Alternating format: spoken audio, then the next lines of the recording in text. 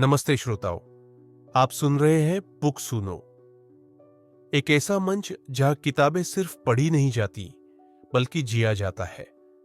आज हम सुनेंगे एंशंट हिंदू की कहानी, एक ऐसी यात्रा जो हमें प्राचीन काल के रहस्यों से लेकर आज के विज्ञान तक ले जाती है। यह सिर्फ एक कहानी नहीं बल्कि सच और कल्पना के बीच की एक अद्भुत दुनिया है। चैप्टर 1, अनबॉर्न की स्मृति, मेमोरी ऑफ द अनबॉर्न। वर्ष 2041 है। कमरे में एक अजीब सी खामोशी छाई हुई है। ऐसा लग रहा था जैसे सब कुछ थम गया हो। कमरे की खाली दीवारों के बीच की जगह उनकी सांसों की आवाज से भरी हुई थी।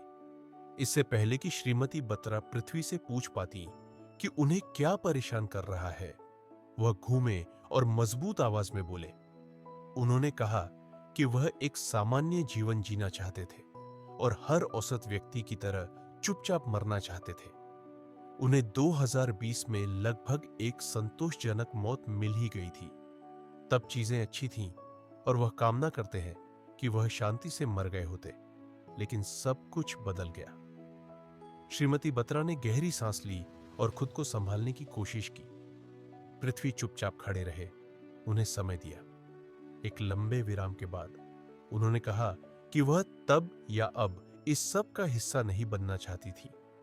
उन्होंने पूछा कि पृथ्वी यहां क्यों है। पृथ्वी ने जवाब दिया कि वह अभी भी उसे खोज रहे हैं और श्रीमती बत्रा ही आखिरी उम्मीद है। पृथ्वी ने कुछ देर श्रीमती बत्रा को घूरने के बाद पूछा कि क्या वह उनके सवालों का जवाब देने पर सब कुछ बता देंगी जो वह जानती है। श्रीमती बत्रा ने वादा किया कि वह कुछ भी नहीं छिपाएंगी और पूछा कि 2020 में क्या हुआ था। उन्होंने कहा कि इसने उनकी मृत्यु को बदल दिया और वह यह जाने बिना मरना नहीं चाहती कि यह सब उनके साथ क्यों हुआ और उन्हें क्यों चुना गया। पृथ्वी ने श्रीमती बत्रा की पुरानी आशा भरी आंखों में देखा, एक गहरी सांस ली और बताना शुरू किया। चैप्टर 2, अपरिचित यात्रा, अनआइडेंटिफाइड जर्नी। डॉक्टर श्रीनिवासन के बाद एक और आदमी आया, डॉक्टर बत्रा।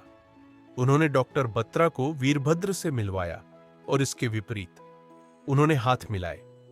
वीरभद्र को लगा कि डॉल बत्रा डॉक्टर श्रीनिवासन के सहकर्मी है। वीरभद्र को लगा कि वह बहुत खुश मिजाज व्यक्ति नहीं है। उनका चेहरा चिड़चिड़ा लग रहा था और वह क्रोधित प्रतीत हो रहे थे। वह डॉ श्रीनिवासन से भी अधिक शिक्षित लग रहे थे। उनकी आंखें एक बुद्धिजीवी की थीं। डॉ बत्रा लंबे गोरे आदमी थे जिनकी उम्र लगभग 50 साल थी और वे सिख समुदाय से थे। उनकी आंखें भूरी थी और चेहरा गोलमटोल था। उन्होंने औपचारिक मैरून शर्ट और काला पहना था। उन्होंने इस बारे में बात की कि कैसे पदार्थ एक रूप से दूसरे रूप में परिवर्तित होता है। उन्होंने अघोरियों का वर्णन किया जो खोपड़ी के प्याले के साथ उत्तरी भारत की सड़कों पर घूमते पाए जाते हैं। वे अपने बालों को लंबे बढ़ने देते हैं बिना कभी इसे काटने की चिंता किए। वे भय और पूर्वाग्रहों पर विजय पाने और गैर द्वैत की अंतिम स्थिति प्राप्त करने के लिए शरीर का उपयोग करने के शुद्ध गैर भेदभावपूर्ण मार्ग का अनुसरण करते हैं। सदियों से वे अपनी भयावह और रहस्यमय जीवन शैली से दुनिया भर के लोगों को मंत्रमुग्ध कर रहे हैं। अघोरियों के इतिहास का पता लगाया जा सकता है। डॉ बत्रा ने बातचीत में योगदान दिया। अघोरियों के उस दावे का उल्लेख किया कि उनके पास आज की सबसे घातक बीमारियों, यहां तक कि एड्स और कैंसर का इलाज है। इन दवाओं को वे मानव तेल कहते हैं और ये दाह संस्कार के बाद जलती चिता से एकत्र की जाती है। यद्यपि उनका वैज्ञानिक रूप से परीक्षण नहीं किया गया है, अघोरियों के अनुसार वे अत्यधिक प्रभावी है। जब बत्रा अघोरियों पर अपने ज्ञान की रोशनी डाल रहे थे, उन्होंने कैदी के हाथ में एक सिरिंज लगाई। अघोरियों को बर्फ से ढके पहाड़ों और गर्म रेगिस्तानों से लेकर रहने वाला बताया गया है। वे अपना अधिकांश समय ओम नमः शिवाय का जाप करते हुए ध्यान में बिताते हैं। आदमी के कानों में ओम शब्द गूंजा और उसने धीरे धीरे अपनी आंखें खोली। चैप्टर 3, अनिश्चित शुरुआत, इनकंक्लूसिव इंसेप्शन। दरवाजा खुला और एक महिला अंदर आई।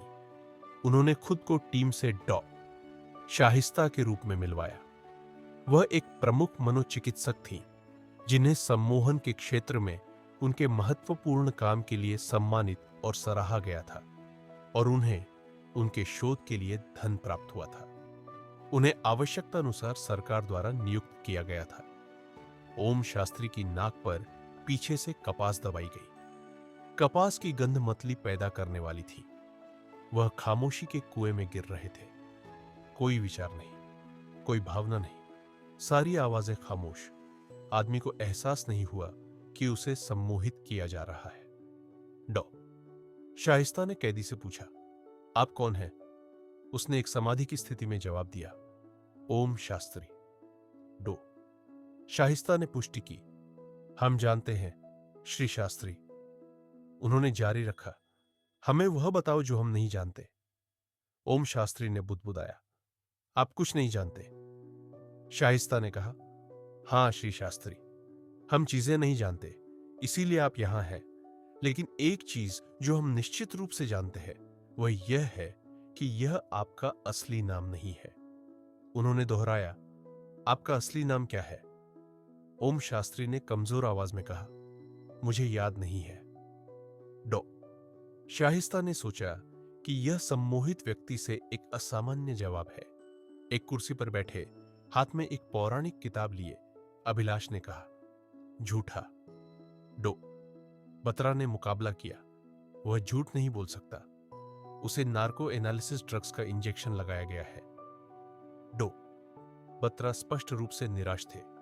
अभिलाष ने नार्को कहा, जैसे कि यह एक यूनानी के लिए फ्रेंच हो। अभिलाष ने कंधा उचकाया और फुसफुसाया, चिकित्सा विज्ञान से परे चीजें हैं, और अपनी किताब पढ़ते रहे। अभिलाष ने अपने 30 साल हिंदू पौराणिक कथाओं की किताबों में सिर डालकर बिताए थे, इसलिए इस विषय पर उनका ज्ञान असीम था। अंबिकापुर नामक एक छोटे से शहर में राजपुरोहितों, प्रशासनिक पुजारियों के एक ब्राह्मण परिवार के वंशज होने के नाते उनके परिवार को लोगों के अंधविश्वासी विश्वासों के कारण देवताओं की तरह माना जाता था। उच्चतम सम्मान और प्रतिष्ठा से सम्मानित होने के कारण उनका एक विशाल अहंकार था जो उनके रवैये में परिलक्षित होता था। दूसरों की गलतियों के लिए उनकी आलोचना करना उनके खून में था। वह 5 फीट 8 इंच लंबे, सांवले रंग के और मोटे शरीर के थे। उन्होंने नीली जीन्स के साथ एक बेमेल सफेद कुर्ता पहना था, पेट दिखने की परवाह किए बिना। अभिलाष मिथकों और अंधविश्वासों में दृढ़ विश्वासी थे और उनका पहनावा इसे साबित करता था। उन्होंने विभिन्न उद्देश्यों के लिए विभिन्न रत्नों के साथ विभिन्न अंगूठियां पहनी थी। वह किसी विशेष समस्या में किस रत्न पर भरोसा करना है, इस पर अपनी सलाह देना कभी नहीं भूलते थे, भले ही उनसे पूछा न गया हो। उनकी बाईं कलाई पर एक रक्षा सूत्र बंधा हुआ था। उनकी गर्दन में रुद्राक्ष की माला थी। उनके माथे पर एक यू आकार का चंदन का तिलक लगा हुआ था और उन्होंने पैरों में कोल्हापुरी चप्पल पहन रखी थी। उन्होंने अपने कंधों पर एक पुराने जमाने का झूठ का बैग टांग रखा था और उसमें हिंदू मंत्रों की कुछ किताबें थी। शाहिस्ता ने वापस मुद्दे पर आते हुए कहा, हमें जो भी याद है श्री शास्त्री बताएं। चौथी किताब, असंबद्ध खुलासा, डिस्कनेक्टेड डिस्क्लोजर। आदमी का बुदबुदाना समझना मुश्किल था। डॉ श्रीनिवासन ने कहा कि ओम शास्त्री के पास कुछ ज्ञान था जिसकी उन्हें आवश्यकता थी। ओम ने पूछा कि वे उनके बारे में कितना जानते हैं। शाहिस्ता ने जवाब दिया कि वे बस इतना जानते हैं कि ओम शास्त्री उनका असली नाम नहीं है, कि वे बंदा बहादुर और संजय नाम के किसी व्यक्ति को जानते हैं, और यह कि वह विदुर और विष्णुगुप्त थे। ओम ने अपनी आंखें कसकर बंद कर ली। उनके चेहरे पर दर्द और दुख की लहर दौड़ गई। इस बिंदु पर डॉ श्रीनिवासन अपना धैर्य खोते हुए आधिकारिक लहजे में बोले, मैं डॉ श्रीनिवासन राव हूं, national institute of science communication and information resources से एक सेवानिवृत्त वैज्ञानिक। मैं अब इस समूह का नेतृत्व कर रहा हूं। ओम ने जवाब दिया कि वह जानते हैं कि वह कौन है। बत्रा ओम को फिर से इंजेक्शन लगाने के लिए उनके करीब चले गए। ओम ने शुरू में विरोध करने की कोशिश की और चीखने लगा। उन्होंने कहा, मैं मिडाजोलम, फ्लुनिट्राजेपम, बार्बिटुरेट्स और एमोबार्बिटल के प्रति प्रतिरक्षित हूं। यह आपकी मदद नहीं करेगा। ये ओम के बेहोश होने से पहले के आखिरी शब्द थे। ओम की चीख ने 2 गार्डों को उसे पकड़ने के लिए दौड़ा दिया। बत्रा ने ओम द्वारा नशीली दवाओं के मिश्रण में शामिल दवाओं के नाम सुनने पर अपना आश्चर्य छिपाया। डॉ श्रीनिवासन ने डॉक्टर बत्रा से पूछा कि क्या ओम फिर से पूछताछ के लिए तैयार है। डॉ बत्रा ने एक डिवाइस में कुछ रीडिंग की जांच की और कहा, अभी नहीं सर। इस बीच एलएसडी अन्य साथियों के पास गया और पूछा, वह क्या बड़बड़ा रहा था। परिमल ने कहा, संस्कृत। परिमल 35 साल के थे, जो महाराष्ट्र के वर्धा नामक एक गांव से थे, जहां उनके पिता एक किसान के रूप में काम करते थे। वह एक अंतर्मुखी थे। उन्होंने भारतीय इतिहास में पीएचडी की थी। अपने विषय में उनका ज्ञान असीमित था, लेकिन उनमें आत्मविश्वास से इसे रखने की हिम्मत की कमी थी। एलएसडी ने निराशा में टिप्पणी की, संस्कृत, इस सदी में कौन संस्कृत बोलता है। परिमल ने ओम शास्त्री की ओर इशारा करते हुए कहा, वह। एलएसडी ने सोचा, हां, लेकिन आज की दुनिया में किसकी भाषा समझने का समय किसके पास है। परिमल ने फिर से जवाब दिया, मैं। अभिलाष ने धीरे धीरे अपने आप से कहा, सुषेण। एलएसडी ने अभिलाष को सुनकर पूछा, क्या। अभिलाष ने खुद को वापस लाते हुए कहा, कुछ नहीं। एलएसडी ने जोर दिया, नहीं, मैंने सुना आपने उस आदमी ने कुछ मिनट पहले जो नाम कहा था उसे दोहराया। अभिलाष ने जवाब दिया, सुषेण। एलएसडी ने जोर दिया, हां, वह नाम। ये क्या है, मुझे बताओ। परिमल भी बातचीत में शामिल हो गए। परिमल ने बताया कि सुषेण एक बहुत ही कम इस्तेमाल किया जाने वाला नाम है। उनके ज्ञान के अनुसार सुषेण रामायण में एक वैद्य का नाम था, जिसने भगवान राम के छोटे भाई लक्ष्मण को संजीवनी नामक एक जड़ी बूटी का सुझाव देकर बचाया था। संजीवनी केवल हिमालय में पाई जाती थी। भगवान राम ने सुषेण की सलाह पर हनुमान को संजीवनी लाने का आदेश दिया था। हनुमान हिमालय पहुंचने के बाद संजीवनी और अन्य जड़ी बूटियों के बीच अंतर नहीं कर सके, इसलिए उन्होंने पूरा पहाड़ उठा लिया और उसे कन्याकुमारी वापस ले आए ताकि सुषेण खुद चुनाव कर सके। अभिलाष ने पुष्टि की, हां, मैंने हनुमान की पौराणिक तस्वीर देखी है, जिसमें हनुमान पहाड़ के साथ उड़ रहे हैं। क्या आप इसी का जिक्र कर रहे हैं। अभिलाष ने कहा, हां, लेकिन मुझे रामायण में सुषेण के अंत का उल्लेख याद नहीं है। डॉ शाहिस्ता ने कहा कि ओम के बारे में सब कुछ असामान्य है, ऐसा कुछ भी नहीं है जैसा उन्होंने पहले कभी देखा हो। फिर वह डॉ श्रीनिवासन की ओर मुड़ी और विनम्रता से पूछा कि उन्हें इस अलग थलग सुविधा में एक साथ क्यों लाया गया। अभिलाष ने तपाक से कहा, मैं जानता था वह मुस्लिम है, वह ऐसा दिखता है। अभिलाष को जाति और धर्म के आधार पर लोगों के साथ भेदभाव करने की आदत थी। शाहिस्ता ने उसे नजरअंदाज करने का फैसला किया और आगे बढ़ी। उन्होंने ओम का मिशन पूछा। ओम ने जवाब दिया, छिपाओ और छिपे रहो। क्या छिपाओ। मेरी चीजें। इसे कहां सुरक्षित रखते हो। मेरी यादों में और एक लॉकर में। तुम इसे किसके लिए सुरक्षित रखते हो। ओम ने दिव्य मुस्कान के साथ कहा, इस मानवता के लिए। एलेजरी ने स्वीकार किया कि वह सोच रही थी कि ओम एक आतंकवादी है, लेकिन उसने यह जोर से नहीं कहा था। परिमल ने सहमति में सिर हिलाया। शाहिस्ता के चेहरे पर चिंतन के साथ गंभीरता आ गई। वह मेरी बात कैसे सुन सकता था और मेरी नहीं। एलएसडी को पता नहीं था कि क्या कहना है, इसलिए वह चुप रही। दोपहर बीत चुकी थी जब ओम शास्त्री ने एक बार फिर से मौन तोड़ा। वीरभद्र ने अपनी घड़ी देखी और नोट किया कि दोपहर 1:45 थे। वह गार्डों का निरीक्षण करने के लिए कमरे से बाहर गए। इस बीच कमरे में ओम ने डर से सहमी हुई डॉ शाइस्ता से आंखें मिलाई और उनसे पिता की तरह बात की। शाइस्ता ने सोचा कि डॉक्टर बत्रा वास्तव में बुद्धिमान व्यक्ति है। शाइस्ता ने विषय बदलते हुए पूछा, परिमल, ओम शास्त्री ने संस्कृत में क्या कहा? परिमल ने जवाब दिया, यह एक श्लोक था। मुझे पूरी तरह से समझ में नहीं आया, लेकिन मुझे लगता है कि वह समय के सुचारू और तीव्र गुजरने के साथ मनुष्य के जीवन के सिकुड़ने की बात कर रहे थे। और उन्होंने कुछ सोचा। मैं इसे ग्रहण नहीं कर सका क्योंकि उन्होंने इसे बहुत कमजोर आवाज में बोला था, लेकिन अगर मैं इसे एक बार और सुन सका तो मैं आपको सटीक अनुवाद बता सकता हूं। शाहिस्ता ने आत्मविश्वास से सूचित किया, मैं यह आसानी से कर सकती हूं। मैं उसे दोहराने के लिए कह सकती हूं।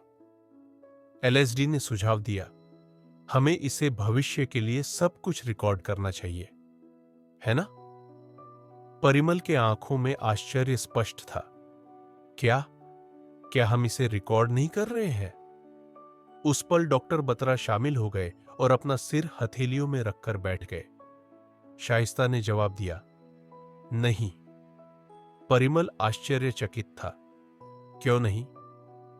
डॉक्टर बत्रा ने हस्तक्षेप किया, क्योंकि डो श्रीनिवासन कुछ भी रिकॉर्ड नहीं करना चाहते। परिमल ने सम्मानपूर्वक बोलना बंद कर दिया, और हम इसका पालन कर रहे हैं। एलएसडी ने आत्मविश्वास से कहा कि वे ओम शास्त्री के जन्म से लेकर सभी विवरण और डेटा खोज सकते हैं। डो बत्रा ने एलएसडी से कहा कि वह ओम शास्त्री के बारे में जो कुछ भी कर सकती है उसे खोद ले। उनके चेहरे पर थोड़ी संतुष्टि थी। ओम और वीरभद्र काफी देर से एक साथ कमरे में थे। ओम पहले की तरह बंधा हुआ था। उसकी स्थिति में कोई बदलाव नहीं आया था और वीरभद्र एक मेज पर बेकार बैठा था। ओम शास्त्री ने आखिरकार चुप्पी तोड़ी और कहा, क्या मुझे एक गिलास पानी मिल सकता है श्री वीरभद्र? उनकी आवाज भारी थी। ओम ने कहा कि अघोरियों की किसी भी प्राणी या वस्तु के प्रति घृणा न करने की नीति है। उनका मानना है कि जो घृणा करता है वह ध्यान नहीं कर सकता या मोक्ष प्राप्त नहीं कर सकता। ओम ने सुझाव दिया कि जिन लोगों को दूसरों से नफरत करने के कारण मिलते हैं, चाहे धार्मिक विचारों, त्वचा के रंग, भाषाई विकल्पों, राजनीतिक दृष्टिकोण, यौन अभिविन्यास, लिंग, जाति और अन्य चीजों के आधार पर उन्हें उनसे सीखना चाहिए। ओम ने कहा कि वह लोगों को लोगों की तरह मानते हैं, न कि उनके धर्म के आधार पर, और उसी तरह व्यवहार करना पसंद करते हैं। शाइस्ता की आंखों में भेदक दृष्टि थी। अभिलाष ने उनका संदेश समझा और सहमति में सिर हिलाया। जैसे ही वे लैब में दाखिल हुए, उन्होंने आधे रास्ते में डॉ बत्रा को डॉक्टर श्रीनिवासन से बात करते देखा। डॉक्टर बत्रा चिंतित थे। पूछ रहे थे कि अगर ओम फिर से दवाओं का विरोध करता है तो वे क्या करेंगे? डॉ श्रीनिवासन ने जवाब दिया, हम देखेंगे। डॉ बत्रा की बातों को अनदेखा करते हुए। चैप्टर 5, इतिहास के नाम, names from history. Doctor Srinivasan ने ओम की पीठ के सामने वाली सीट ले ली। ओम शास्त्री ने डॉ श्रीनिवासन से विनती की, उन्हें चिन्ना कहा और जो कुछ भी वे पूछते हैं उसमें सहयोग करने की पेशकश की। ओम की नजरें छत की ओर थी। डॉ श्रीनिवासन की ओर इशारा करते हुए, जिन्होंने बदले में डॉ शाहिस्ता और डॉक्टर बत्रा की ओर देखा, जिनके चेहरे पर वही इच्छा थी। डॉक्टर श्रीनिवासन ने चिन्ना शब्द से छिड़कर पूछताछ शुरू करने का आदेश दिया। ओम को फिर से बेहोश कर दिया गया। अभिलाष को ध्यान देने और दूसरों के लिए जवाब का अनुवाद करने का काम सौंपा गया। शाहिस्ता ने बेहोश ओम से पूछा कि उन्होंने विष्णुगुप्त के रूप में क्या सलाह दी। ओम ने वही संस्कृत श्लोक दोहराया। डो शाहिस्ता अभिलाष को देख रही थी, जिन्होंने थम्स अप किया। विष्णुगुप्त के रूप में आपने किसे सलाह दी? चंद्रगुप्त मौर्य। आप ओम शास्त्री क्यों बने? मेरी असली पहचान छिपाने के लिए। किससे? इस दुनिया से। आपकी सच्ची पहचान क्या है? मेरी सभी पहचानें सच्ची हैं। शाहिस्ता ने इस पंक्ति का मानसिक नोट लिया। ओम शास्त्री के रूप में आप वाराणसी में क्या कर रहे थे? खोज रहा था। खोज रहे थे किसके लिए? ओम ने कहा, क्योंकि मैं उनसे तब मिला था जब मैं विदुर था। शाहिस्ता ने आंखें घुमा ली। उन्होंने सोचा कि यह बहस करने का मुद्दा नहीं था। आप उसे क्यों खोज रहे हैं? इसका जवाब सुनकर अभिलाष हिल गया, क्योंकि वह अश्वत्थामा है। शाहिस्ता को यह समझ नहीं आया। अश्व क्या? अभिलाष ने अश्वत्थामा के उच्चारण पर ध्यान देना शुरू किया और उसके बाद शाहिस्ता की ओर चलने लगा। ओम ने दोहराया, अश्वत्थामा। अभिलाष ने शाहिस्ता के कान में फुसफुसाया, उससे पूछो कि वह किस अश्वत्थामा की बात कर रहा है। ओम ने शाहिस्ता के हस्तक्षेप के बिना जवाब दिया, अश्वत्थामा द्रोणाचार्य का पुत्र, कृष्ण द्वारा शापित अमर। शाहिस्ता केवल कृष्ण ही समझ पाई। अभिलाष डो बत्रा की ओर मुड़ा और कहा, वह कोई मतलब नहीं बता रहा है। शाहिस्ता ने पूछा, आप और किसे खोज रहे हैं? टूटी हुई आवाज में उन्होंने कहा, परशुराम। इसे सब बकवास मानते हुए उन्होंने जारी रखा, डॉ। बत्रा ने सोचा, यह नाम विष्णुगुप्त एक कोड नाम लगता है। उन्होंने कहा, या वह मानसिक रूप से परेशान हो सकता है, स्प्लिट पर्सनैलिटी का मरीज हो सकता है, या थोड़ा विचलित हो सकता है। अभिलाष अपने पौराणिक दृष्टिकोण के साथ वापस आया, यह पुनर्जन्म का मामला भी हो सकता है। बत्रा ने कोई ध्यान नहीं दिया। शाहिस्ता ने जारी रखा, आप हाल ही में और कौन से नाम इस्तेमाल कर रहे हैं? ओम ने कई नामों की सूची दी, जैसे कि रटी हुई कविता पढ़ रहा हो। गोविंदलाल यादव, भैरव सिंह, सुवर्णा प्रताप रेड्डी, बंकिम चंद्र चट्टोपाध्याय, गुरशील सिंह खुल्लर, विदुर, ओम शास्त्री, हातिम अली मौलवी, प्रोतिम दास, विष्णुगुप्त, कबीर, सुषेण, जयशंकर प्रसाद, मधुकर राव, अधीरायण। उनका उच्चारण, लहजा, पिच, उच्चारण और चेहरे के भाव बहुत शानदार थे। शाइस्ता ने तनाव दिखाते हुए अपना सिर हाथों में पकड़ लिया। डॉ। श्रीनिवासन पहली बार हैरान रह गए। एलएसडी ने ओम द्वारा बताए गए सभी नाम लिख लिए थे। परिमल शाहिस्ता के नोट्स पढ़ रहा था। इतिहास में पीएचडी वाले व्यक्ति को कुछ सूझा, वह तुरंत डॉ। बत्रा के पास गए, जबकि ओम अभी भी अर्धचेतन अवस्था में नाम सुना रहा था। परिमल ने अपनी सामान्य अनिश्चित स्वर में कहा, सर, जब ओम ने विष्णुगुप्त नाम का इस्तेमाल किया तो मेरा मानना है कि वह लगभग 300 ईसा पूर्व के समय की बात कर रहे थे, क्योंकि विष्णुगुप्त चाणक्य का असली नाम था और वह चंद्रगुप्त मौर्य के मुख्य सलाहकार थे। आप मुझे पागल मान सकते हैं, लेकिन डॉक्टर बत्रा ने बीच में ही उन्हें रोका। डॉक्टर बत्रा ने कहा, नहीं परिमल, मैं आपको पागल नहीं मानूंगा। वास्तव में अगर वह वास्तव में चाणक्य की बात कर रहा था तो वह उसी बंदा बहादुर की बात कर रहा था जिसके बारे में मैंने सोचा था, लेकिन मुझे विश्वास नहीं हुआ। मुझे बंदा बहादुर के बारे में भी कुछ पुष्टि करने की आवश्यकता है। मुझे एक पल दे। चैप्टर 6, खुले सिरे, ओपन एंड्स। लैब में वीरभद्र और ओम शास्त्री को एक बार फिर एक दूसरे की कंपनी में मजबूर किया गया। वीरभद्र के पास सवाल थे जो उन्हें परेशान कर रहे थे, लेकिन वह ओम से बात नहीं कर सकते थे। उन्होंने सोचा कि एक छोटी सी गलती उन्हें बर्खास्तगी के कगार पर धकेल सकती है, इसलिए उन्होंने अपनी जिज्ञासा के बावजूद जानबूझकर खुद को नियंत्रित किया। ओम वीरभद्र के प्रवेश करने के बाद से ही उनका अवलोकन कर रहे थे। ओम ने चिंतित होकर पूछा, क्या तुम ठीक हो? वीरभद्र ने अपनी जिज्ञासा को नियंत्रित करते हुए जवाब दिया, हां, क्यों? ओम ने कहा, तुम तनाव में दिखते हो। वीरभद्र दुविधा में थे कि जो बात उन्हें परेशान कर रही थी उसे बताएं या नहीं। वह चुप रहे। ओम ने कहा कि वह जानते हैं कि वे कहाँ हैं, इसका वर्णन करते हुए कि यह भारत के दक्षिणी तट पर एक द्वीप है। उन्होंने दावा किया कि उन्होंने इसे अपनी इंद्रियों की मदद से समझा, इसे अपनी एक महत्वहीन क्षमता मानते हुए। वीरभद्र चौंक गए, यह कहते हुए कि ओम को यह पता नहीं हो सकता क्योंकि वह बेहोश था और हेलीकॉप्टर में आंखें बंद करके लाया गया था। ओम ने जवाब दिया कि वह यह सब जानते हैं, यह सिर्फ अनुभव और अभ्यास की आवश्यकता है और कोई भी यह कर सकता है।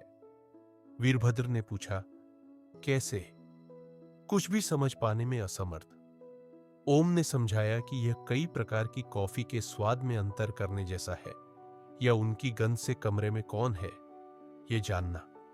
यह बढ़ी हुई इंद्रियों के आधार पर है, रोजमर्रा की इंद्रियों से तुलना करते हुए। डॉ श्रीनिवासन ने वीरभद्र को मेज पर रखी एक फाइल दी, जिसे उन्होंने ले लिया।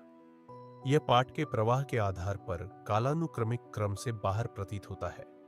इससे पहले के खंड में डॉच से बत्रा, शाहिस्ता और एलएसडी का उल्लेख है जो डॉ श्रीनिवासन का इंतजार कर रहे हैं। मान लें कि यह दृश्य बाद में डॉ श्रीनिवासन, शाहिस्ता, बत्रा, एलएसडी और परिमल की उपस्थिति में होता है। शाहिस्ता ने शांत होकर डॉ श्रीनिवासन से मदद मांगी क्योंकि उन्हें ऐसे तथ्य मिले थे जो खुले सिरे वाले निष्कर्षों की ओर ले जा रहे थे। उन्होंने एलएसडी से डॉ श्रीनिवासन को संक्षिप्त जानकारी देने के लिए कहा। एलएसडी ने अपने ज्ञान का सारांश दोहराया। ओम शास्त्री के देश के विभिन्न हिस्सों में कई पहचाने हैं। कुछ जगहों पर उन्हें उनका अपना पिता कहा जाता है और अन्य जगहों पर उनका अपना बेटा, उसी चेहरे के साथ लेकिन अलग अलग नामों से। शाहिस्ता ने बात को आगे बढ़ाते हुए कहा कि सम्मोहन की स्थिति में ओम ने पिछली सहस्राब्दियों में पृथ्वी पर रहे लोगों के बारे में बात की। कुछ साथियों ने माना कि उन्हें अपने पुनर्जन्म याद है। कुछ ने सोचा कि उन्हें स्प्लिट पर्सनैलिटी डिसऑर्डर हो सकता है। एक और संभावना यह थी कि वह पीढ़ी दर पीढ़ी किसी छिपे हुए उद्देश्य पर काम करने वाले किसी प्राचीन गुप्त समूह का सदस्य हो सकता है। हालांकि उनकी कोई भी पहचान इन संभावनाओं के साथ संगत नहीं है। शाहिस्ता के बयान के बाद चुप्पी छा गई। शाहिस्ता ने डॉ श्रीनिवासन से पूछा कि क्या वह उनकी मदद करना चाहते हैं तो उन्हें जो पता है वह बता दें। डॉ बत्रा ने असहाय आवाज में सुविधा की वास्तविकता, उन्हें ओम क्यों मिला और वे उससे क्या प्राप्त करने की कोशिश कर रहे हैं, यह पूछा। डॉ श्रीनिवासन हमेशा की तरह भावहीन बने रहे, गहरी सांस ली और अपने पैरों को घूरते रहे। कुछ देर बाद उन्होंने कहा कि वह जो कुछ भी जानते हैं वह उन्हें बताएंगे, लेकिन इससे पहले वे ओम द्वारा बताए गए लॉकरों का विवरण जानना चाहते हैं। एलएसडी ने तुरंत लॉकर विवरणों वाला पृष्ठ सौंप दिया। श्रीनिवासन ने इसे वीरभद्र को दे दिया, जो तुरंत चला गया, यह जानते हुए कि क्या करना है। डॉक्टर श्रीनिवासन ने एक तिजोरी खोली, तस्वीरें और दस्तावेज निकाले और उन्हें शाहिस्ता को सौंप दिया। शाहिस्ता ने उन्हें देखने के बाद दूसरों के बीच वितरित कर दिया। श्रीनिवासन ने उन्हें चेतावनी दी कि यदि वे ओम के सहस्राब्दियों से जीवित रहने के दावों पर विश्वास करते हैं तो वे अपना सामान पैक कर ले। वह अपनी घृणा छिपा नहीं सके। डॉ बत्रा बिल्कुल शांत हो गए। शाहिस्ता ने कहा कि ओम से जानकारी जुटाने में हफ्ते लगेंगे क्योंकि वह हर घंटे बेहोश होने के बाद होश में आ जाता है। डॉ श्रीनिवासन ने पूछा कि क्या वह कोई और तरीका सुझा सकती है। शाइस्ता ने सुझाव दिया कि वे बिना किसी बेहोशी की दवा या सम्मोहन के सीधे उससे बात करने की कोशिश करें। श्रीनिवासन ने चिंता व्यक्त की कि ओम उस तरह से बात नहीं करेगा। शाइस्ता का मानना था कि वह बात करेगा क्योंकि उसे यह नहीं पता था कि उसने कितना खुलासा कर दिया है। वे उसे यह विश्वास दिला सकते हैं कि वे सब कुछ जानते हैं और फिर वह उन्हें सब कुछ बता देगा। डॉ श्रीनिवासन ने चेतावनी दी कि यह उनके लिए जोखिम भरा हो सकता है। शाइस्ता डॉ श्रीनिवासन को मनाना और संभालना सीख रही थी। उनका समझने वाला दृष्टिकोण उनके प्रभावशाली व्यक्तित्व को जीत सकता था। डो श्रीनिवासन ने पूछा कि क्या सहस्राब्दियों से जीवित रहने की ओम की कहानी मनगढ़ंत है। शाइस्ता रुक गई और सोचने लगी। चैप्टर 7 दिव्य युग डिवाइन युगास। कुछ देर की खामोशी के बाद परिमल ने कहा कि तस्वीरों को देखकर पता चलता है कि उसकी स्प्लिट पर्सनैलिटी और पुनर्जन्म के सिद्धांत खारिज हो गए हैं और एक नई व्याख्या मांगी। एक और खामोशी एलएसडी ने तोड़ी, जो अपने लैपटॉप को देख रही थी और बोली, टाइम ट्रैवल। अभिलाष ने टाइम ट्रैवल को एक मिथक कहकर आलोचना की, यह कहते हुए कि समय स्थिर नहीं है और कोई उस पर आगे पीछे यात्रा नहीं कर सकता। उन्होंने कहा कि अतीत अतीत है और भविष्य अभी साकार नहीं हुआ है। एलएसडी ने उन्हें नजरअंदाज किया। डॉ बत्रा ने सबको बताया कि परिमल ने कहा कि विष्णुगुप्त ओम की कथित पहचान चाणक्य का दूसरा नाम था। उन्होंने यह भी कहा कि चंद्रगुप्त शायद मौर्य वंश के चंद्रगुप्त मौर्य थे। डॉ बत्रा परिमल पर भरोसा करने के लिए मजबूर थे, क्योंकि ओम ने बंदा सिंह बहादुर और फारूक सियार का उल्लेख किया था, जो सिख पौराणिक कथाओं के नाम है। डॉ बत्रा ने अपनी फोन पर हुई बातचीत का उल्लेख किया। उन्होंने उनके विचार पूछे। शाहिस्ता क्रोधित थी। डॉ बत्रा से एक डॉक्टर के रूप में ऐसे अतार्किक बातों पर कैसे विश्वास करने का सवाल कर रही थी। डॉ बत्रा ने शाहिस्ता से पलटवार करते हुए तस्वीरों में दिखाए गए लोगों और उनके पिता को एक ही चेहरे के साथ तार्किक रूप से समझाने के लिए कहा। शाहिस्ता नीच शब्द रह गई। एलएसडी अभी भी काम कर रही थी, ने कहा कि ओम शास्त्री का पाठ चाणक्य का मूल था। अभिलाष ने फिर से बंदा बहादुर कौन था और चाणक्य के अतीत के बारे में पूछा। डॉ बत्रा के बंदा बहादुर के बारे में जवाब देने से पहले परिमल ने चाणक्य के बारे में जवाब दिया। परिमल कम हकला रहा था। चाणक्य का जन्म लगभग 350 ईसा पूर्व माना जाता है, लेकिन यह विवादास्पद है और इसके कई सिद्धांत हैं। बौद्ध ग्रंथों के अनुसार तक्षशिला उनका जन्म स्थान था। जैन ग्रंथ उन्हें द्रविड़ कहते हैं, जो एक दक्षिण भारतीय मूल का सुझाव देता है। एक और जैन विश्वास के अनुसार उनका जन्म गोल्ला क्षेत्र के चाणक गांव में एक ब्राह्मण माता पिता छनी और चनेश्वरी के यहां हुआ था।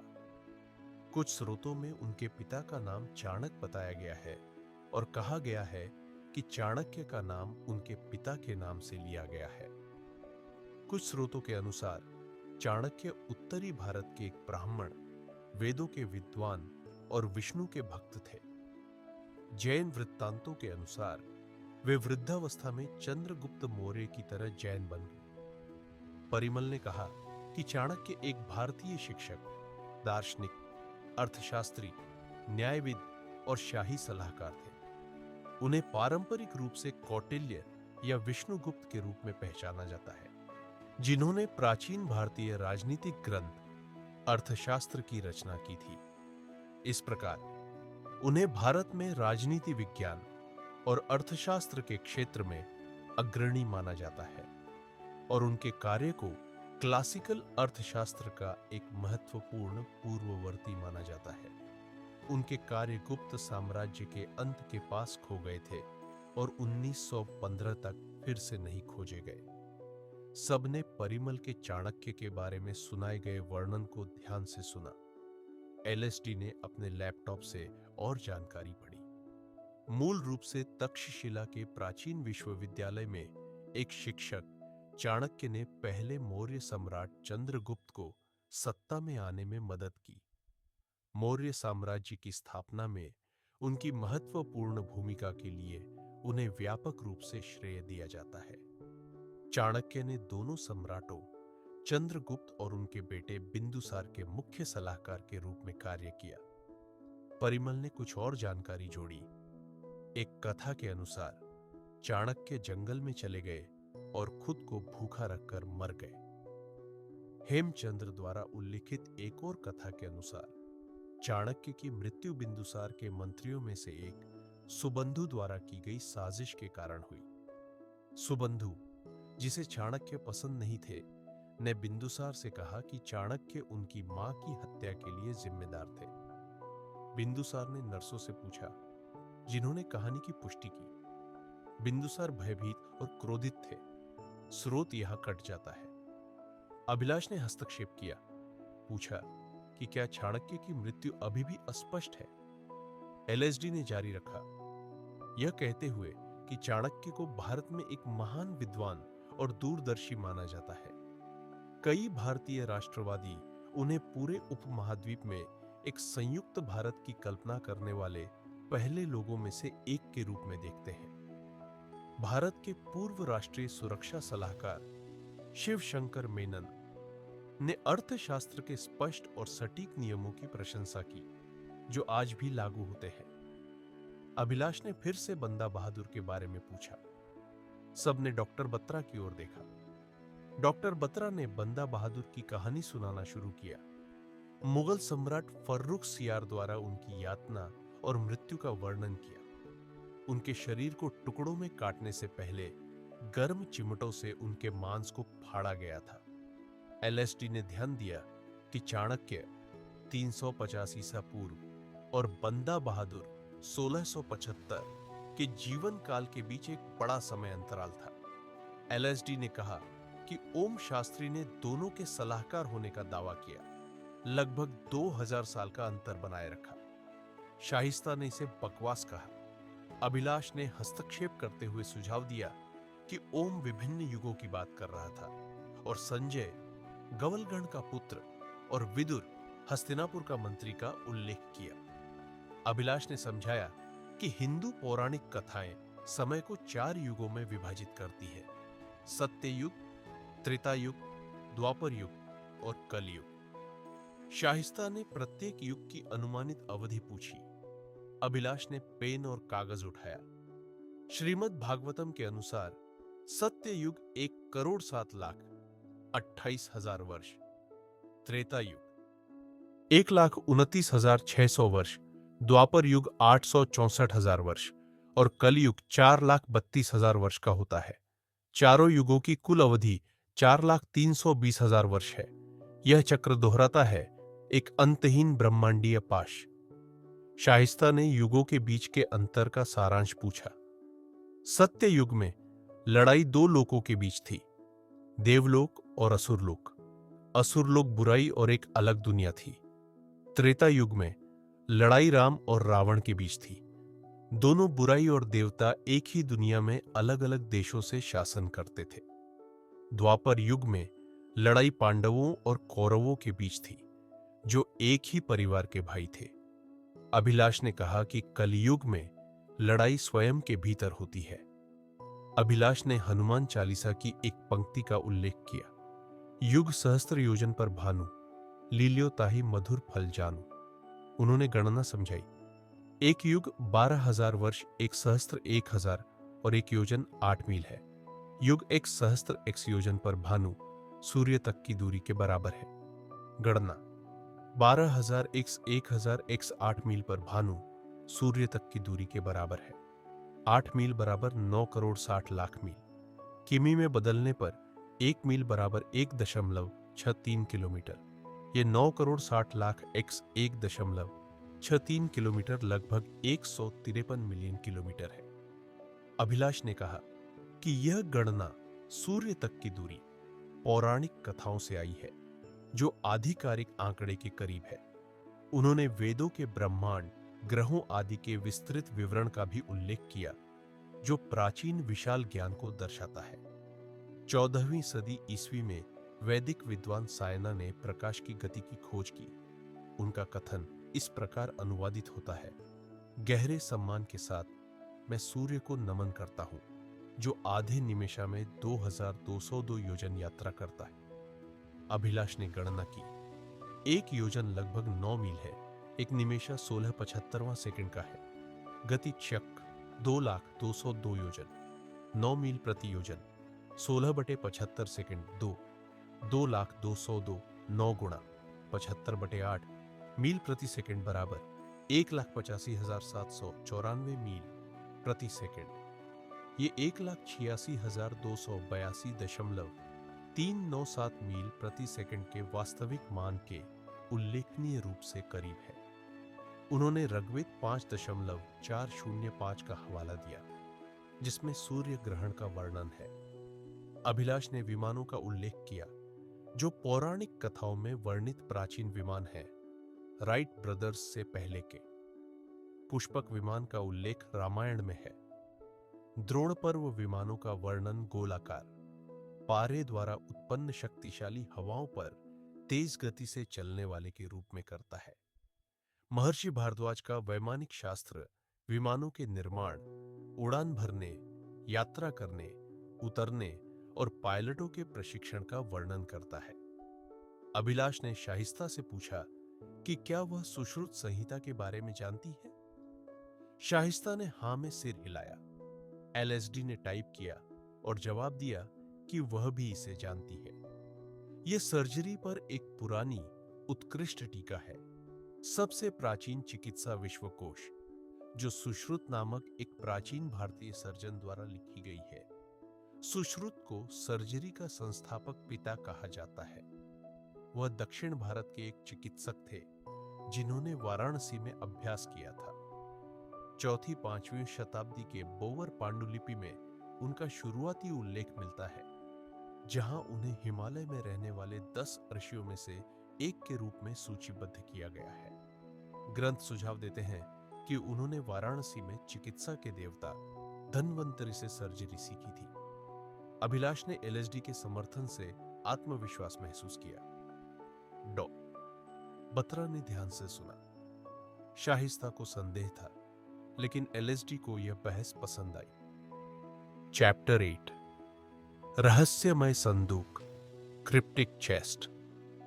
तेज हवाओं वाली रात थी। लॉबी में प्रकाश का एकमात्र स्रोत एक दीपक था। डॉ श्रीनिवासन, शाहिस्ता, डॉ बत्रा, एलएसडी, परिमल और वीरभद्र इकट्ठा हुए। संदूक खोले गए, जिससे वे चकित रह गए। संदूकों में इतिहास के आकार लेने और दर्ज होने से भी पहले लिखी गई टिप्पणियां थी। कुछ दूर की भूमि पर सुरक्षित रखे गए। पन्नों पर अधिकतर संस्कृत में लिखावट थी, कुछ हिंदी और प्राकृत में भी थे। वे आज के पन्नों जैसे नहीं थे, वे तांबे की चादरें थीं। प्रत्येक चादर पर ओम ने जिन नामों का दावा किया था, वे शीर्षक के रूप में अंकित थे। एक पुराना खरल, कुछ बड़ी भारी उंगलियों की अंगूठियां, जो आज नहीं देखी जाती या उपयोग नहीं की जाती, भी संदूक से निकली।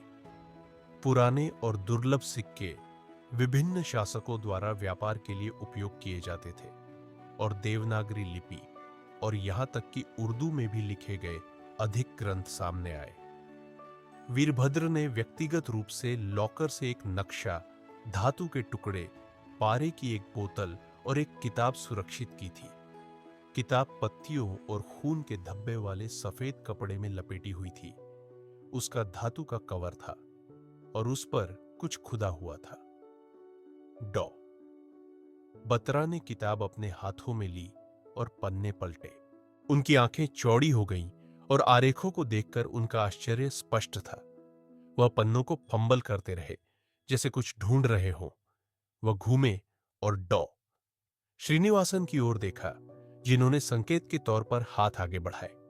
डॉ बत्रा कुछ देर पन्ने पलटना चाहते थे, लेकिन उन्होंने किताब डॉ श्रीनिवासन को सौंप दी। डॉ श्रीनिवासन ने कहा, क्या हम आगे बढ़े, अगर आप हो गए हैं? डॉक्टर बत्रा ने धातु के ब्लॉक और नक्शे को देखा। डॉ श्रीनिवासन ने पूछा, हां, ये एक नक्शा है, लेकिन किस चीज का और किस प्रकार का? शाहिस्ता ने सीधे ओम से पूछने का सुझाव दिया। डॉ श्रीनिवासन ने कमांड दिया कि ओम को पता न चले कि उनके पास यह है और पहले सवालों की सूची पूरी करे। शाहिस्ता सहमत हो गई।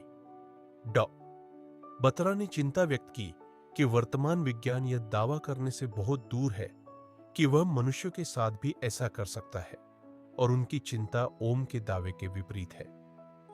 यह अघोरी खंड से जुड़ा है, जहां डॉ बत्रा ने पदार्थ रूपांतरण पर चर्चा की थी। शाहिस्ता ने पूछा कि क्या डॉ? बत्रा अभी भी ओम को धोखेबाज मानते हैं। उन्होंने कहा कि उनके पास उस पर भरोसा न करने के कई कारण हैं, लेकिन उसकी विश्वसनीयता पर सवाल न उठाने के भी बहुत सारे कारण हैं। डॉ. बत्रा ने दृढ़ता से कहा, मुझे उसके खून का नमूना चाहिए। शाइस्ता ने धीरे धीरे सिर हिलाया, ये कहते हुए कि डॉ. श्रीनिवासन इसे कभी नहीं होने देंगे। इस बीच डॉ. श्रीनिवासन अपने केबिन में एलएसडी से बात कर रहे थे। उन्होंने उससे कहा कि ओम द्वारा बताए गए नंबरों का उपयोग करके लॉकर का स्थान पता लगाए और किसी को न बताए। उनका समय तब शुरू हुआ। कुछ देर बाद डॉ.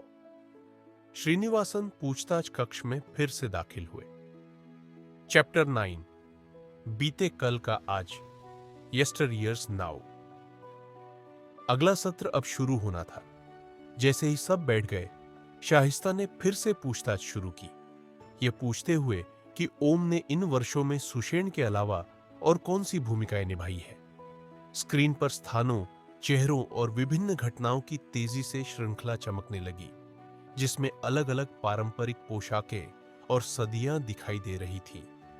स्क्रीन पर पहली छवि में एक लंबी दाढ़ी और भाला लिए एक व्यक्ति दिखाई दे रहा था। दूसरी में विशाल हथियारों के साथ एक गंजा व्यक्ति था। तीसरा चेहरा भी मजबूत था, क्रोध से भरा हुआ था, निडर होकर किसी भी चीज का मुकाबला करने के लिए तैयार लग रहा था। एलएसडी ने पूछा कि वे कौन हैं। अभिलाष ने उन्हें परशुराम और अश्वत्थामा, दो अमर प्राणियों के रूप में पहचाना। एलएसडी ने अविश्वसनीयता में दो कहा। अभिलाष ने जवाब दिया कि हिंदू पौराणिक कथाओं में 7 अमर प्राणी हैं, उन दोनों के अलावा 5 और। एलएसडी ने फिर से पूछा कि वे कौन हैं। स्क्रीन पर असंबंधित दृश्य बदलते रहे, जबकि अभिलाष ने अन्य अमर प्राणियों को सूचीबद्ध किया। राजा बलि वामन अवतार द्वारा पाताल लोक भेजे गए। साल में एक बार पृथ्वी पर लौटने की अनुमति ओणम के रूप में मनाया जाता है। विभीषण, रावण का छोटा भाई, भगवान राम की मदद की, अमरता का आशीर्वाद प्राप्त, एकमात्र मंदिर कोटा, राजस्थान में समर्पित है। वेदव्यास, महाभारत के लेखक, अमर।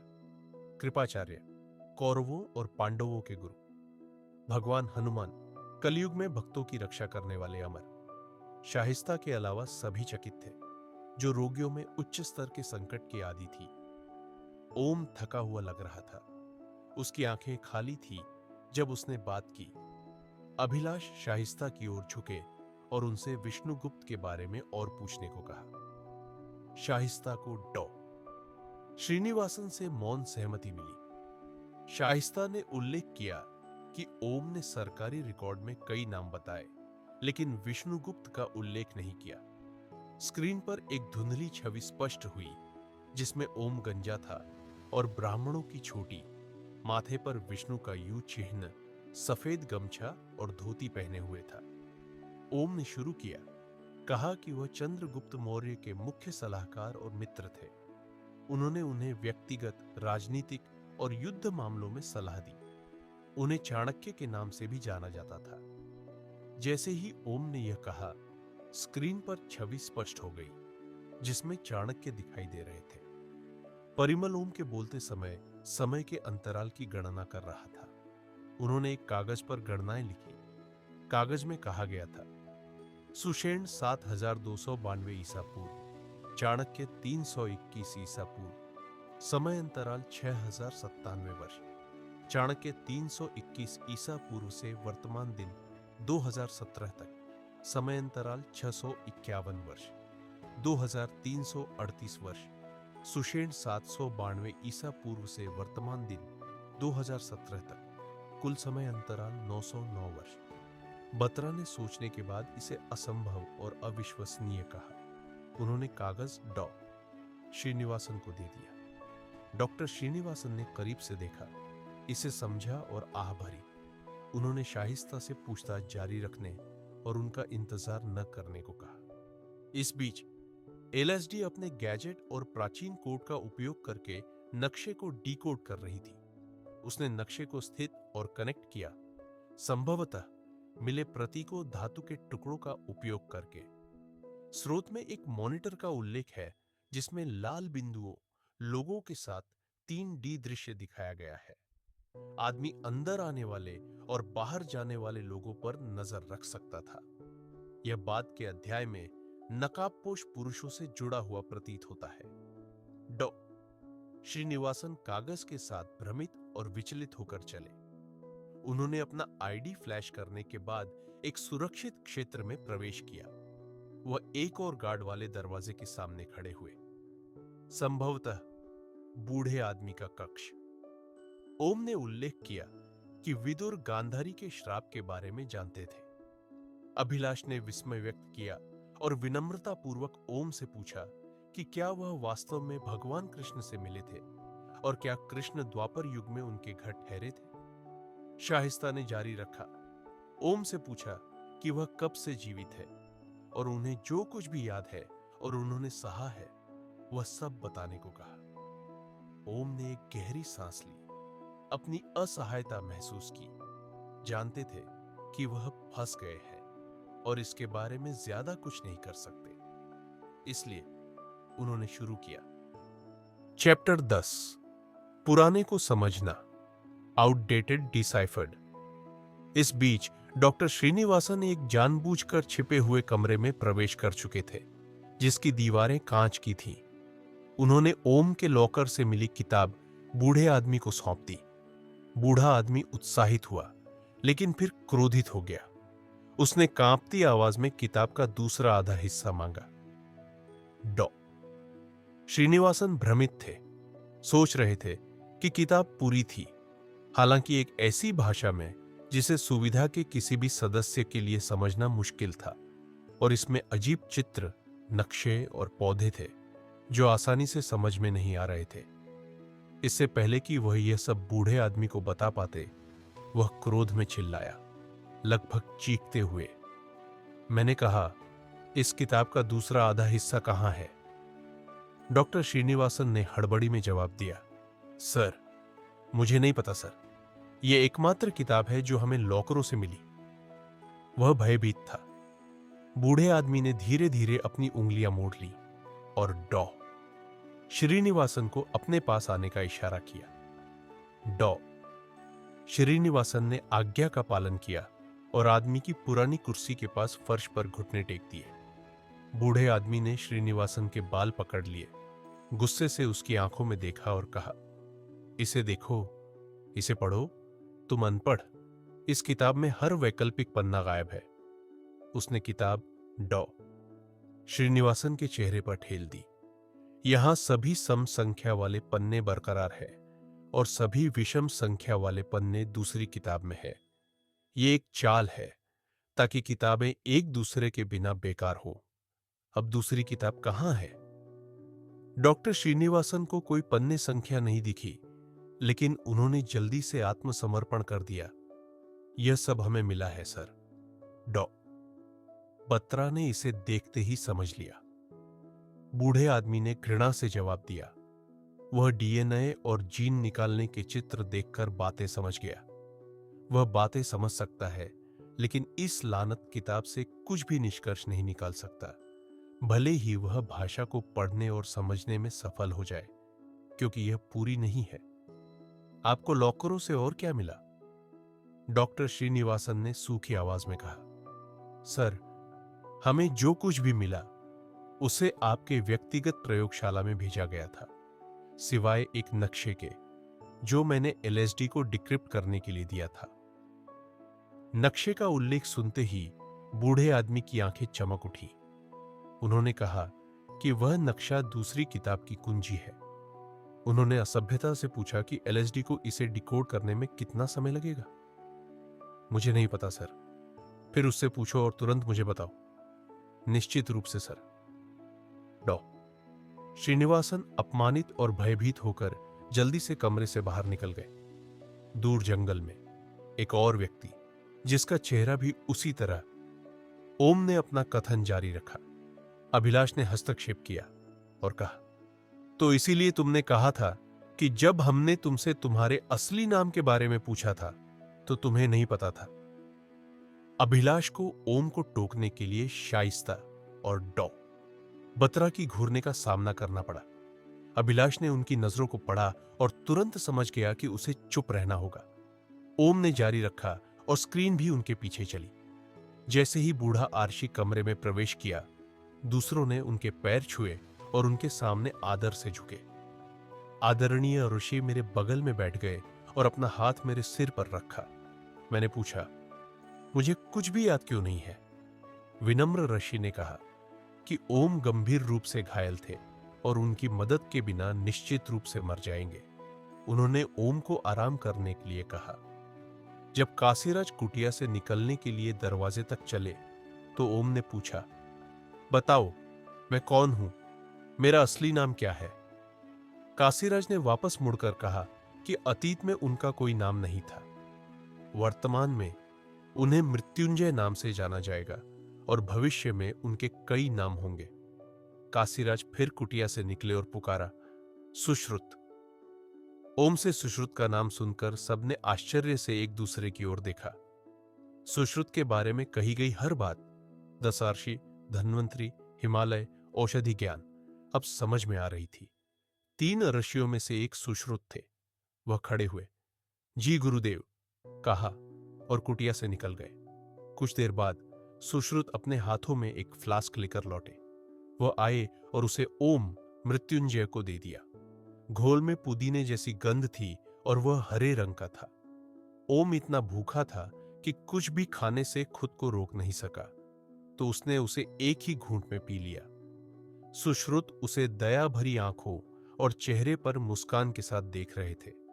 वह ओम से बड़े थे। कुछ दिनों बाद उन्होंने बताया कि वह 49 साल के थे। धन्वंतरी लगभग 70 साल के थे। ओम के पीने के बाद सुश्रुत ने उसे ले लिया और कहा कि वह काशीराज द्वारा आयुर्वेद का ज्ञान प्रदान करने के लिए चुने गए 10 ऋषियों में से एक थे। वे काशीराज के पहले 3 वंशज थे और हिमालय की श्रृंखलाओं में निवास कर रहे थे। उन्होंने देवद्रथ और नागेंद्र का परिचय दिया। जैसे ही ओम बोल रहे थे, सब कुछ स्क्रीन पर स्पष्ट था, जैसे कि उनके सामने ही हो रहा हो। धन्वंतरी दिव्य लेकिन वृद्ध दिख रहे थे। सुश्रुत की लंबी दाढ़ी और शांत चेहरा था। नागेंद्र और देवद्रथ साफ सुथरे थे। सभी एक ही प्रकार की पुरानी पारंपरिक पोशाक और लकड़ी की चप्पलें खड़ाऊ पहने हुए थे।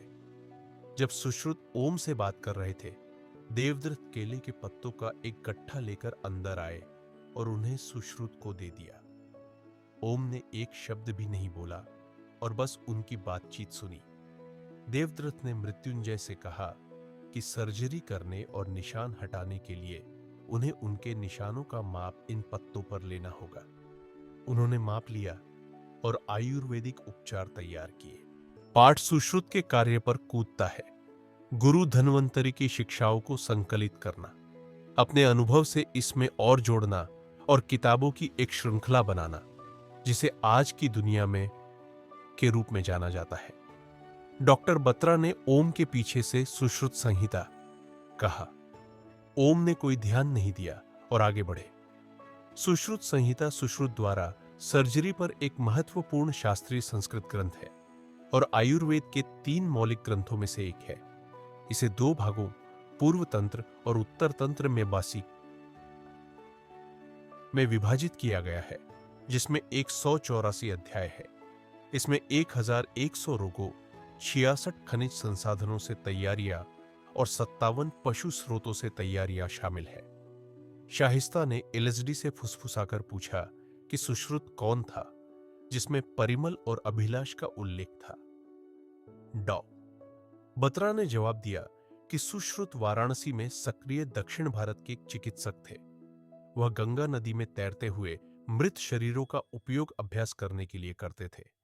ऐसे काम करते थे जो किसी ने कभी नहीं किए थे, जैसे एक मृत शरीर से दूसरे मृत शरीर में अंग जोड़ना।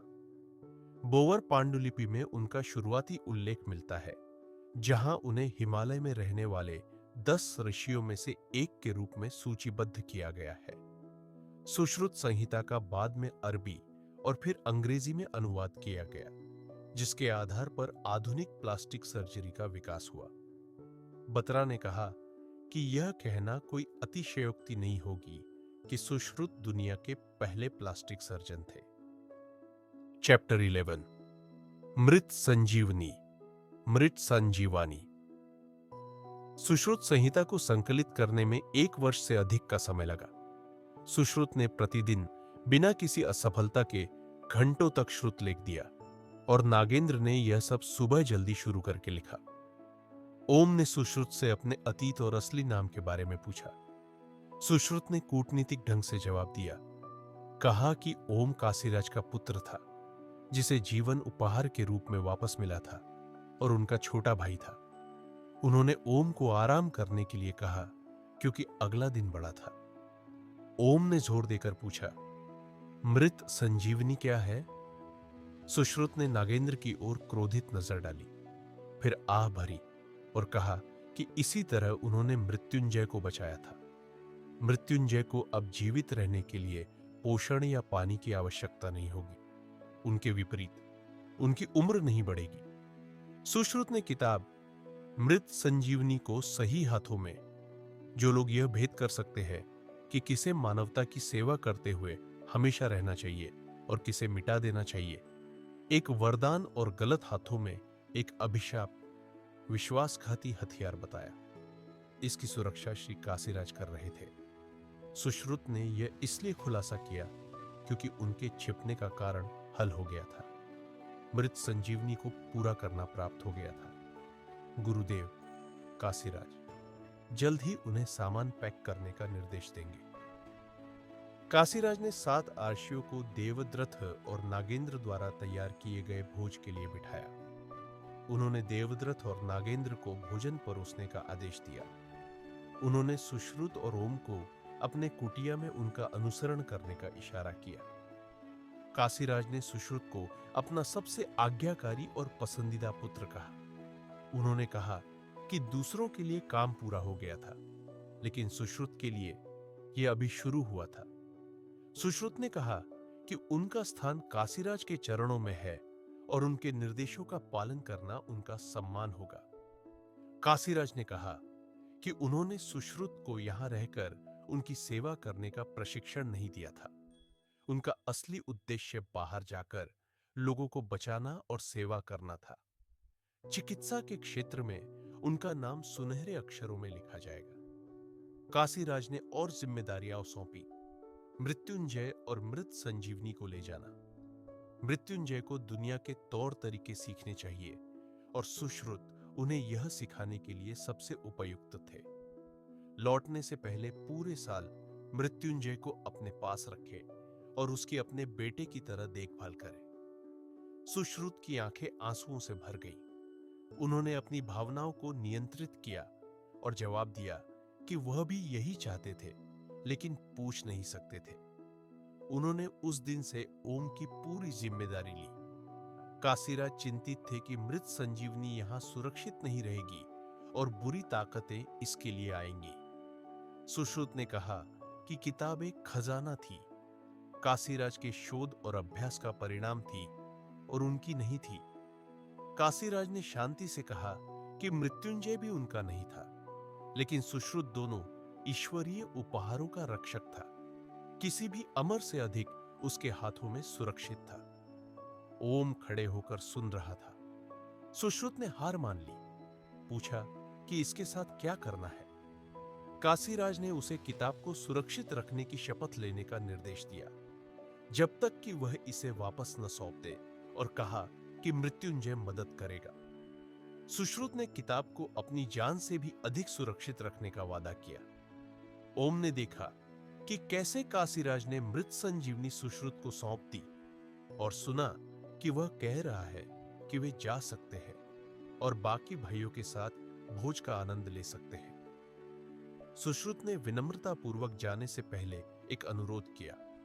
उन्होंने कहा कि मृत्युंजय चिंतित था और अपना अतीत जानना चाहता था, जिसमें सुश्रुत मदद नहीं कर सकता था। उन्होंने काशीराज से मदद करने के लिए कहा, अन्यथा ओम वैसा व्यक्ति नहीं बनेगा जैसा वह उसे बनाना चाहता था। अगला भाग अतीत के बारे में अनुरोध से असंबंधित प्रतीत होता है। संभवतः ओम के स्मृति कथन में आगे कूद रहा है। सुश्रुत ने ओम मृत्युंजय से कहा कि वह दक्षिण की ओर जितना हो सके दौड़े, पहाड़ी के नीचे एक दिन इंतजार करे। यदि वह नहीं आता तो आगे बढ़े, किताब को अपनी जान से सुरक्षित रखे और किसी को पता न लगने दे कि वह उनके पास है। उन्होंने उसे जाने के लिए कहा। सुश्रुत मुड़ गए, नागेंद्र के ऊपर से कूदे ताकि धन्वंतरि को मुक्त कर सके। यह आखिरी चीज थी जो ओम ने देखी। फिर वह एक डरे हुए अकेले बच्चे की तरह दौड़ा। उसने रास्ते में विराम लिया और उसे अपनी मंजिल तक पहुंचने में लगभग 24 घंटे लगे। फिर उसने पूरे दिन सुश्रुत का इंतजार किया, लेकिन वह नहीं आया। ओम घुटनों के बल बैठ गया, चेहरा आसमान की ओर, सोच रहा था कि उसके निर्माता कहां हैं और उनकी भलाई के लिए प्रार्थना कर रहा था। चैप्टर 12, पहला प्रकोप, द फर्स्ट आउटब्रेक। वीरभद्र आदेशानुसार श्रीलंका पहुंच गया था। एक गुप्त वेश में एक व्यक्ति सावधानी से उसकी गतिविधियों का अनुसरण कर रहा था।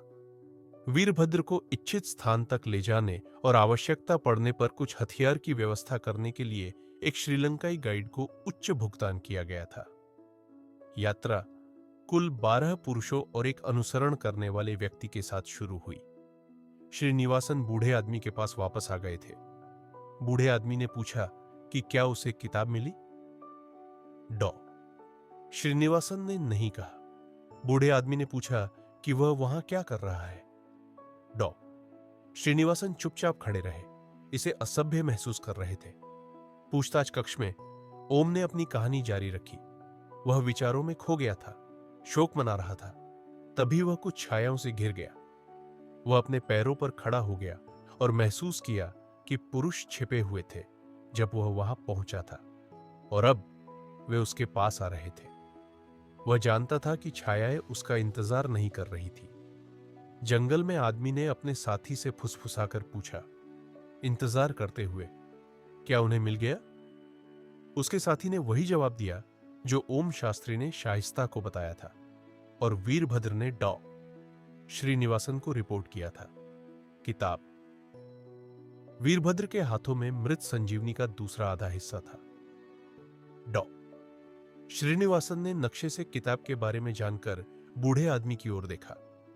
बूढ़ा आदमी अपने निशानों के आकार के केले के पत्ते काट रहा था जब डॉ श्रीनिवासन ने उसे वीरभद्र के खोजों के बारे में बताया।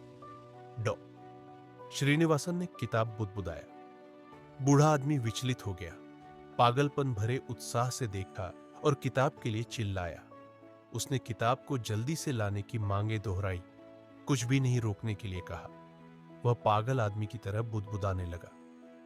डॉ श्रीनिवासन उसके आचरण से भयभीत और चकित थे, लेकिन उन्होंने पालन किया और वीरभद्र को तुरंत किताब लाने का आदेश दिया, जैसा कि बूढ़े आदमी ने उससे मांगा था। फोन कट गया। जैसे ही जंगल में आदमी ने किताब के बारे में सुना, वह तनावग्रस्त हो गया और उसकी आवाज भारी हो गई। उसके माथे पर रेखाएं गहरी हो गई।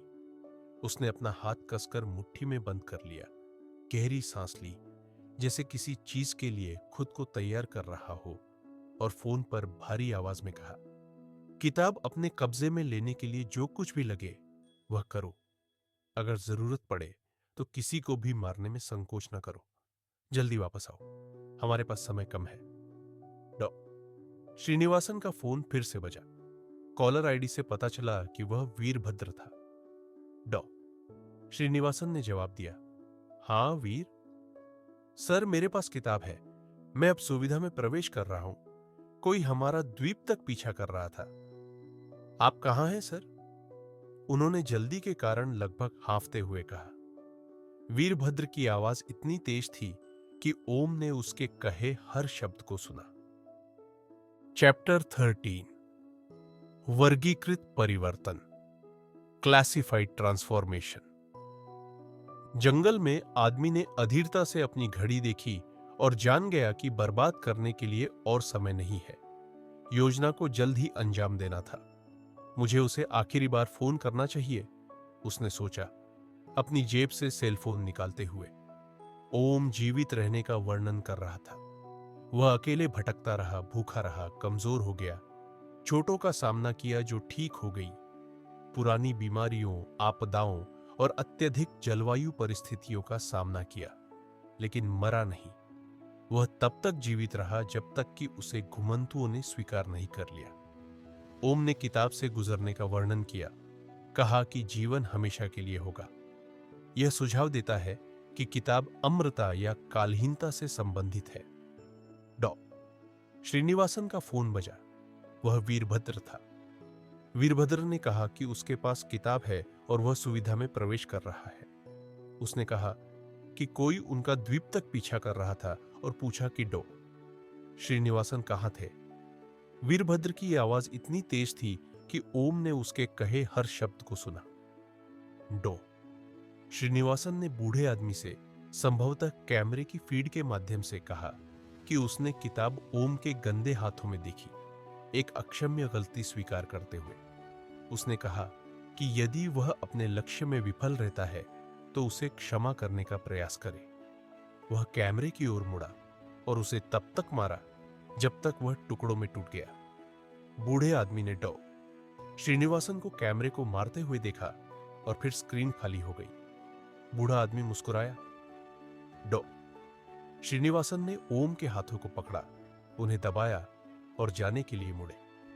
ओम ने पूछा कि उसे यह करने के लिए किसने भुगतान किया। डॉ श्रीनिवासन ने जवाब दिया, उसका नाम नागेंद्र है, मुझे बस इतना ही पता है।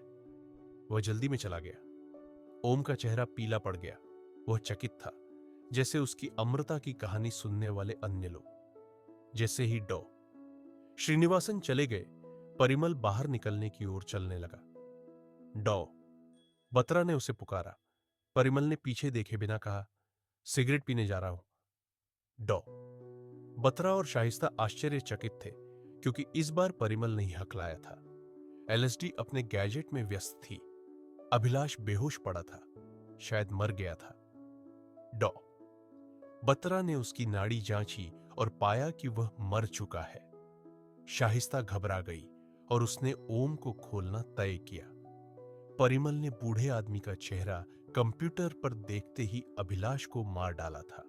कमरे में किसी को भी नहीं पता था कि कैसे या क्यों। डॉक्टर श्रीनिवासन कक्ष के गलियारे में पहुंचे और वीरभद्र को किताब सौंपने के लिए कहा। वीरभद्र स्थिति की गंभीरता से अनभिज्ञ उसे किताब सौंप दी। डॉ श्रीनिवासन ने किताब को अपनी छाती से लगा लिया और पूछताछ कक्ष की ओर वापस चल दिए। बूढ़े आदमी ने यह सब देखा।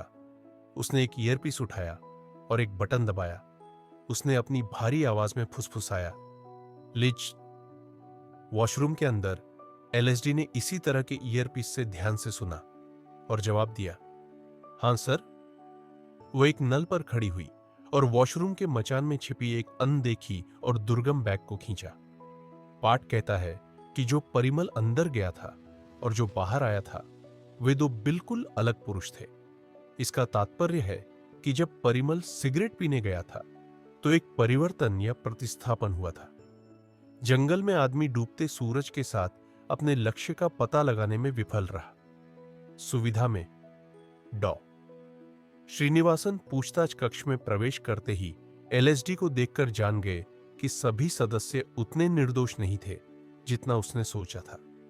वह कमरे में कदम रखते हुए बुरी तरह से हाँफ रहा था। उसने ऐसा दिखाने की कोशिश की जैसे कुछ हुआ ही न हो, लेकिन एलएसडी ने उसकी किस्मत तय कर दी थी। जैसे ही डॉ श्रीनिवासन ने एलएसडी की आंखों को पढ़ा, वह व्यंग्यात्मक रूप से मुस्कुराई। सब कुछ शांत था। इससे पहले कि एलएसडी ने ठंडे बस्ते में डॉ श्रीनिवासन को सीने में गोली मार दी और उससे किताब छीन ली। डॉ श्रीनिवासन फर्श पर गिर गए और उनके शरीर से खून बहने लगा। वह धीरे धीरे मर गया, वह सब दर्द महसूस करते हुए जो उसे महसूस करना था। डॉ बत्रा और शाहिस्ता पूरी तरह से सदमे में खड़े थे।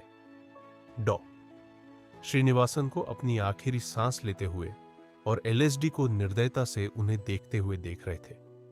एलएसडी से अपराध बोध दूर था। बूढ़ा आदमी कक्ष में मुस्कुराया जब उसने किताब एलएसडी के हाथों में देखी।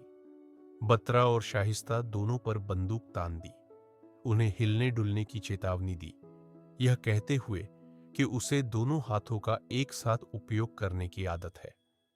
स्रोत यह बीच में कट जाता है। चैप्टर 14, मृत्युहीन योद्धा, डेथलेस वॉरियर्स। वीरभद्र ने परिमल को एक स्क्रीन दिखाई, कहा कि उसने पूछताछ कक्ष के दरवाजे पर पुरुषों को मारते हुए और उसे तोड़ने की कोशिश करते हुए किसी को देखा। परिमल, जो शांत बैठा था, तुरंत उग्र हो गया। वह एक ही चाल में खड़ा हुआ और ओम शास्त्री और एलएसडी की ओर बढ़ा। दूसरे साथी ने सामने के गेट को लगभग साफ कर दिया था। केवल वीरभद्र और उसके 2 आदमी बचे थे जिन्हें जीतना था। यह साथी संभवतः जंगल में आदमी था या कोई और जो उसके साथ काम कर रहा था, सुविधा पर हमला कर रहा था।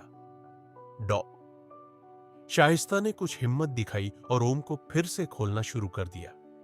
बूढ़ा आदमी सामान एक बैग में स्थानांतरित कर रहा था, एक धातु का ब्लॉक, दवा, किताबें। उसने कीपैड को स्क्रीन के पीछे छिपा दिया और परिमल और एलएसडी का इंतजार किया। परिमल और एलएसडी लगभग बूढ़े आदमी के दरवाजे तक पहुंच चुके थे, जिसकी रखवाली 2 आदमी कर रहे थे। वीरभद्र पीछे था। ओम के वजन के कारण उसकी गति धीमी हो गई थी। हालांकि अश्वत्थामा और परशुराम को कुछ भी धीमा नहीं कर सका। जैसे ही परिमल ने दरवाजा खोलने के लिए कोड दर्ज किया, अश्वत्थामा कोने से मुड़ा और उन्हें देखा।